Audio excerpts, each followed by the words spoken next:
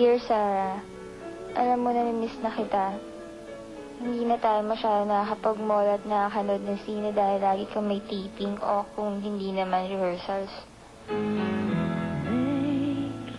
Sarah, namimiss ko na rin ang pag-drawing nating dalawa.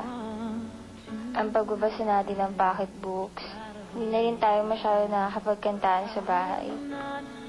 Pati sa spot, siguradong ako namimiss ka na rin niya. Wala naman masyadong maingay sa bahay dahil lagi kong wala.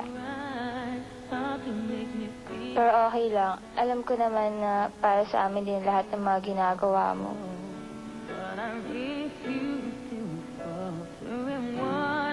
Babawiin na lang natin minsan ang panahon hindi tayo nagkakasama.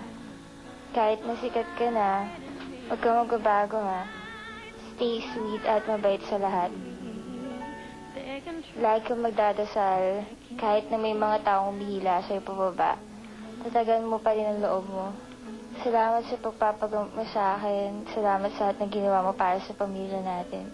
Nandito lang kami lagi sa tabi mo palagi. Hindi ka magiging mag-isa sa mga harapin mo sa buhay. Sana kahit sa ganito kalit na paraan ay mapakita namin ngayong birthday mo kung gaano kalaki ang pasasalamat namin sa'yo. At kung gaano ka namin kamahal, sana maramdaman mo lahat ng gusto namin iparating sa'yo. Sincerely, Jonah.